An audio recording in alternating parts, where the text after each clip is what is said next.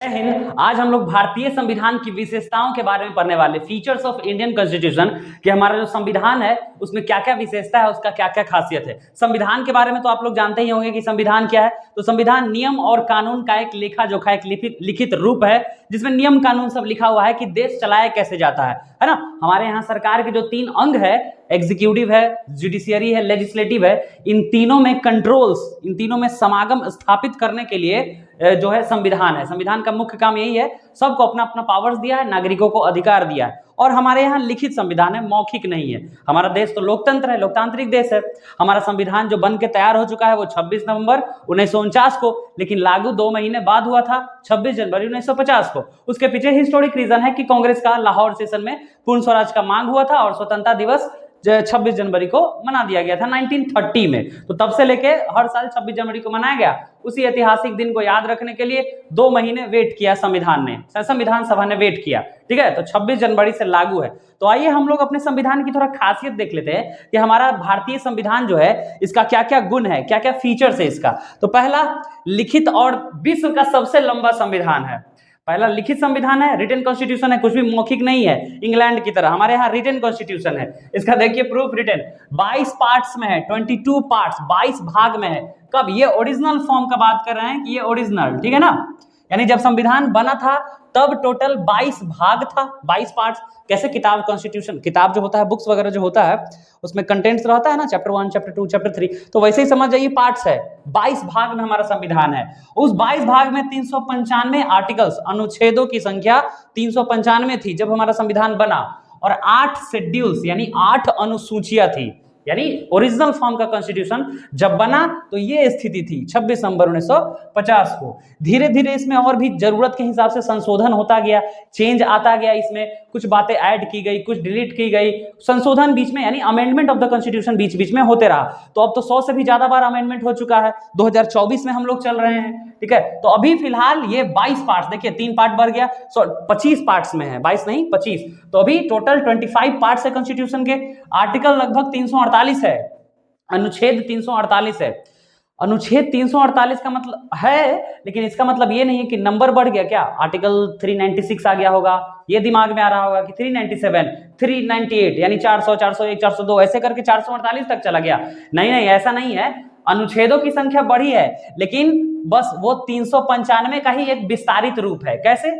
बाद में जो ऐड किया गया कॉन्स्टिट्यूशन, जो आर्टिकल बाद में ऐड हुआ है, तो कैसे ऐड किया गया उसी में, जैसे मान लीजिए आर्टिकल 1 है तो ऐड करना है 1A, 1B, 1C ऐसे करके ऐड किया गया है। ठीक है, तो इसका मतलब ये नहीं समझिएगा कि अच्छा 395 था और अभी 448।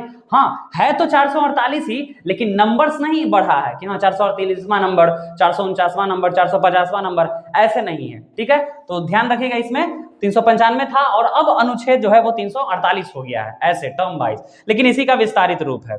तो विश्व का लंबा संविधान हुआ कि नहीं? इतना दुनिया के कोई संविधान में इतना आर्टिकल्स नहीं है, 400 आर्टिकल, 450 आर्टिकल सब तो पूरा हो गया है। और उस समय 12 अनुसूची, अभी 12 अनुसूची, बना था 8 और अभी है 12, यानी टिल नाउ, ये 2024 आज का बात समझ लीजिए। ठीक है, जब था बना था तो 22 पार्ट्स, 395 आर्टिकल्स, 8 शेड्यूल, और अभी है 25 पार्ट्स, 448 आर्टिकल्स, 12 शेड्यूल्स, इतना है टोटल। इसीलिए तो विश्व का लंबा संविधान कहते हैं। एग्जाम्पल में को देख लीजिए, यूएसए, अमेरिका के संविधान में मात्र 7 अनुच्छेद है, 7 आर्टिकल्स इन अमेरिकन कॉन्स्टिट्यूशन। हमारे यहां अभी 448 यानी 395। चाइना के संविधान में 138 है, जापान के संविधान में 103 है, और हमारे संविधान में 395 है। सोच लीजिए, अमेरिका वाला से मिलाइए भारत और अमेरिका का, देखिए उसके पास सिर्फ और सिर्फ 7 है, हमारे पास 400 प्लस हो चुका है अब। तो इतना है हमारे यहाँ, इसलिए विश्व का सबसे लंबा संविधान बोला जाता है। दूसरा फीचर्स हमारे यहाँ देख लीजिए, यह भारत को संप्रभु, लोकतांत्रिक, ये सब टर्म्स है, इसको समझ लीजिए कि ये भारत को क्या क्या बना रहा है। हमारा संविधान में घोषणा किया गया है कि हमारा भारत संप्रभु है। संप्रभु का मतलब सोवरेन, हमारा देश सोवरेन है। सोवरेन यानी संप्रभुता का मतलब क्या होता है? ऐसा देश जिसपे किसी बाहरी देश का कंट्रोल ना हो और अपना कानून स्वयं बनाता है। ऐसा देश जिसपे कोई बाहरी देश अपना नियंत्रण न रखता हो और अपने कानून बनाने के लिए वो स्वतंत्र है, उसे हम संप्रभु राष्ट्र कहते हैं, यानी सोवरेन नेशन कहते हैं। 1947 से पहले हम सोवरेन थे, यानी संप्रभु नहीं थे। क्यों? हम पे इंग्लैंड कंट्रोल कर रहा था, ब्रिटिश साम्राज्य था यहाँ पे। लेकिन 1947 यानी 50 के बाद हम लोग संप्रभु हो गए। ठीक है, तो अभी हम लोग अपना कानून भी स्वयं बनाते हैं और भारत किसी और के नियंत्रण में नहीं है, भारत स्वतंत्र है। तो ये हो गया संप्रभु। अगला लोकतांत्रिक। हमारा संविधान ये भी घोषणा करता है कि भारत लोकतांत्रिक देश है। लोकतांत्रिक का मतलब समझते हो कि the government elected by the people, यानी जो ऐसा सरकार जो नागरिकों के द्वारा चुना जाता है उसको हम लोग लोकतांत्रिक सरकार कहते हैं। अगला है समाजवादी। समाजवादी यानी सोशलिस्ट। सोशलिस्ट हम लोग किसको कहते हैं? सोशलिस्ट का मतलब होता है जहां धन का बंटवारा इक्वली डिस्ट्रीब्यूशन हो नागरिकों में। ठीक है, जैसे कि जो भी देश का संसाधन या संपत्ति होगा उस पर सिर्फ किसी प्राइवेट, किसी निजी व्यक्ति का अधिकार न हो करके पूरे समाज का अधिकार होगा, उसको हम लोग समाजवादी व्यवस्था कहते हैं। जहां जाति के आधार पे, धर्म के आधार पे भेदभाव न किया जाता हो उसे समाजवादी। तो हमारा भारत ये भी है।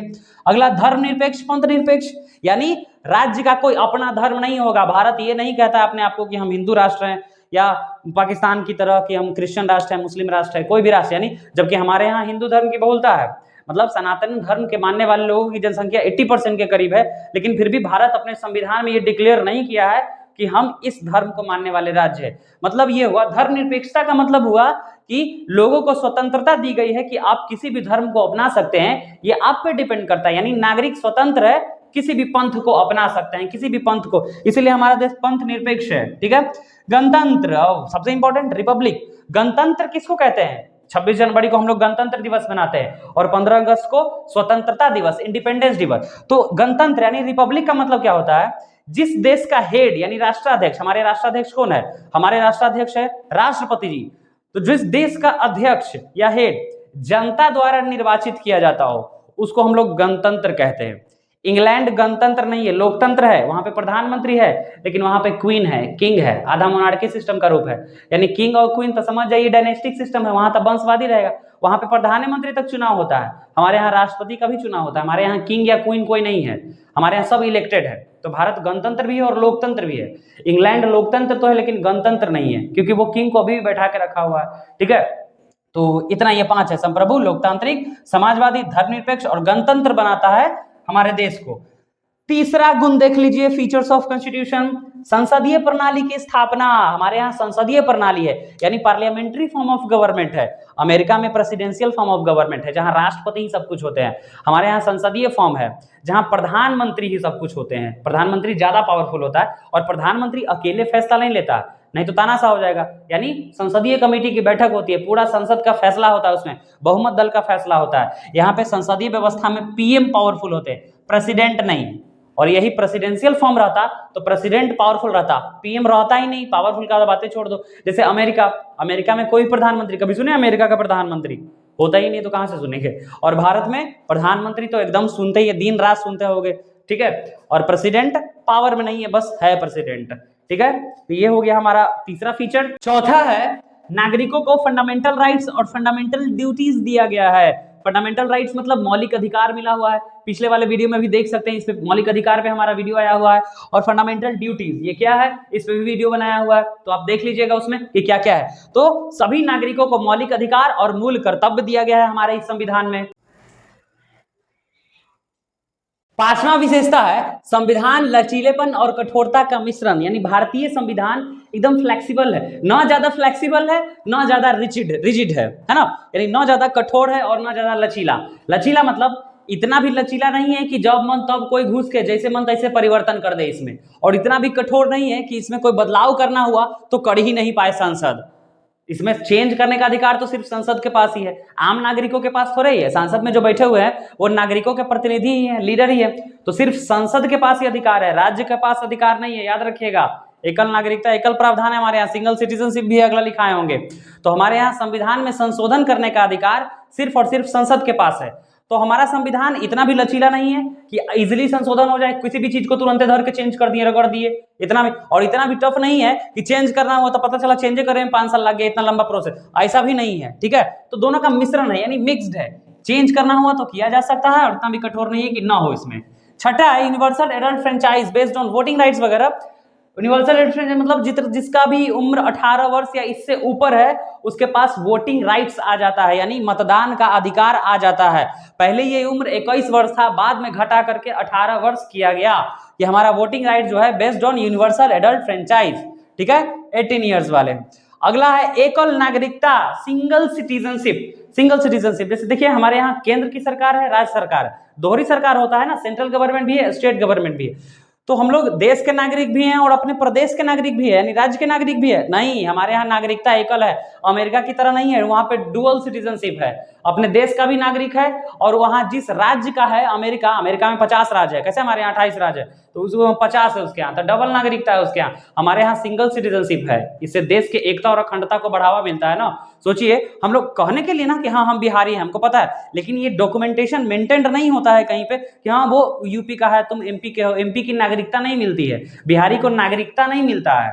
नागरिकता इन सेंस ऑफ कि आप बिहारी हैं इस बात का नागरिकता नहीं, आप सिर्फ और सिर्फ भारतीय हैं, एकल नागरिकता है, ठीक है। तो सिंगल सिटीजनशिप है, सिंगल, लड़का सब देख के सिंगल सुन के खुश हो रहा होगा, आधा दुखी हो रहा होगा, है कि नहीं। हम सिटीजनशिप की बात कर रहे हैं बॉयज, ओके। 8वां नंबर स्वतंत्र न्यायपालिका। स्वतंत्र न्यायपालिका मतलब इंडिपेंडेंट जुडिशियरी। हमारे यहाँ न्यायपालिका किसी कंट्रोल में नहीं। देखिए सरकार का 3 अंग है, जैसे शरीर का अंग है बहुत सारा, वैसी सरकार के भी 3 अंग है और तीनों अंग एक दूसरे से कम नहीं है, ये इंडिपेंडेंट है। लेजिस्लेटिव है, जुडिशियरी है, लेजिस्लेटिव एग्जीक्यूटिव, एक कानून बनाने वाला, एक कानून लागू करने वाला, और जुडिशियरी गार्जियन की तरह रिएक्ट करेगा कि दोनों गड़बड़ तो नहीं ना कर रहा है, ठीक है। तो कोई भी देश में संघर्ष की स्थिति होगी या संविधान पे कोई भी प्रश्न खड़ा होता है तो जुडिशियरी उसको सॉल्व करता है। जुडिशियरी यानी न्यायपालिका सरकार के अधीन नहीं है, प्रधानमंत्री का आदेश मानने के लिए नहीं बैठा हुआ है, ये प्रधानमंत्री को ये आदेश दे सकता है, सरकार को आदेश, यानी गार्जियन है, पूरा संविधान का गार्जियन भी कहा जाता है इसको।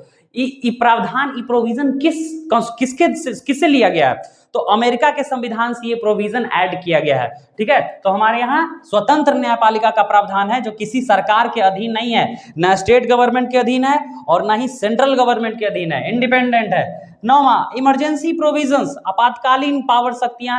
हमारा संविधान में आपातकाल की व्यवस्था की गई है। आपातकाल मतलब इमरजेंसी सिचुएशन, जिसमें हम लोग का अगर इमरजेंसी सिचुएशन मतलब हमारा फंडामेंटल राइट छीन जाता है, नॉर्मल लाइफ आप नहीं जी सकते हैं, ठीक है। इमरजेंसी सिचुएशन 3 तरह का होता है हमारे देश में, इमरजेंसी लगता है 3 तरह का। एक नेशनल इमरजेंसी जो आर्टिकल 352 में है, ठीक है, राष्ट्रीय आपातकाल।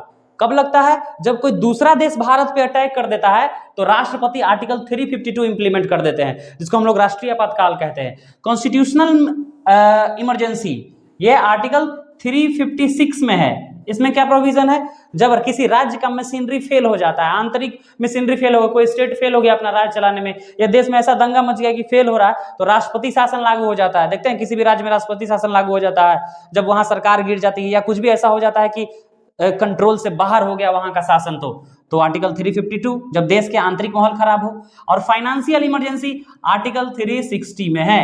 फाइनेंशियल इमरजेंसी किसको कहते हैं, जब देश में वित्तीय संकट आ जाए, पैसा का, धन का, अनाज का, ये सब संकट आ जाता है तो हम लोग फाइनेंशियल इमरजेंसी कहते हैं। तो इमरजेंसी प्रोविजन भी दिया हुआ है आर्टिकल 352 में, 356, 360 में। नेशनल इमरजेंसी, कॉन्स्टिट्यूशनल इमरजेंसी और फाइनेंशियल इमरजेंसी, याद रखिएगा इसको।